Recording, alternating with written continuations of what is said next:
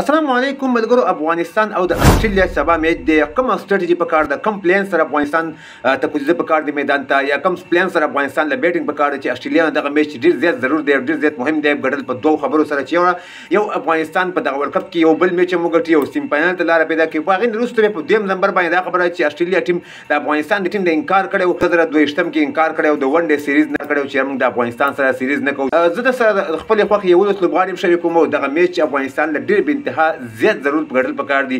رحمان الله ګربز، ابراهیم زدران بالکل اوپننګ ته راشي، رحمت شاه ونډاون راشي، ورپسې عظمت الله شاهدي راشي، کرام علي خیل کله مخکې شي، عظمت الله عمر زیر شي، به محمد نبی شي، راشد خان شي، فضل حق فاروقي شي، مجيب رحمان شي، او دلته یو بدلون پکار دی. نور احمد کینول پکار دی او نوید الحق غسل پکار دی، ځکه چې نوید الحق استرالیا ته ډېره سخته غوسه کیږي. او بالکل ان شاء الله یقینا چې د افغانستان بالینګ ډیر بهترین دی، ډیر زیات ښه دی. ان شاء الله نوید الحق په استرالیا خلاف بھرپور ښه بالینګ کوي. دا پانسټیبل ته موږ تاسو وګورو، نو په پانسټیبل کې استرالیا 3 نمبر ده، افغانستان چې دی هغه 4 نمبر ده، پاکستان 15 نمبر ده، نیوزیلند 4 نمبر ده.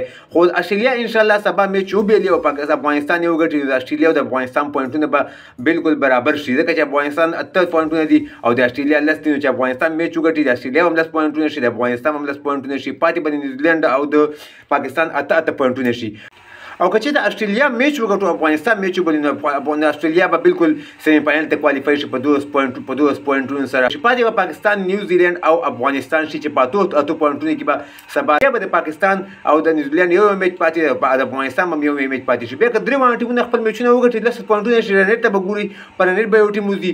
او که نه نیوزیلند هم میچ وبېلي، پاکستان هم میچ وبېلي، افغانستان یې وګټي، نو افغانستان وځي. که افغانستان یې وبېلي او نیوزیلند یې وګټي، نیوزیلند به وځي. که پاکستان یې وبېلي هغه به وځي. نو چې کوم ټیم میچ وګټو او نور د ټیمونو میچونه وبېل، نو بیا به هغه ټیمونه لاندې پاتې کېږي. که درې ټیمونو خپل میچونه وګټل، نو بیا به پر رنټ په حساب باندې یو ټیم بل وځي. خو اول بیټینګ چې افغانستان وکړي، کم از کم افغانستان له 2.5 نه برابر سکور پکار دي. د استرالیا بالینګ هم سخت دی، خو 2.5 نه چې برابر وشي 280 او یا 30 پورې هدف ورکړي، ان شاء الله د افغانستان بالینګ مضبوط دی، بالکل بیا کولی شي. که چې د استرالیا ولنې بیټینګ وکړي، نو افغانستان لا چې لږ فیلډینګ ورسره ښه وکړي، ان شاء الله نو استرالیا تر 280 280 پورې ان شاء الله آوټ کولی شي. 290 پورې افغانستان بیټینګ ښه شوی دی. ان شاء الله افغانستان بالکل به دغه سکور چیس کولی شي د خیر سره افغانستان د بریا په هیله.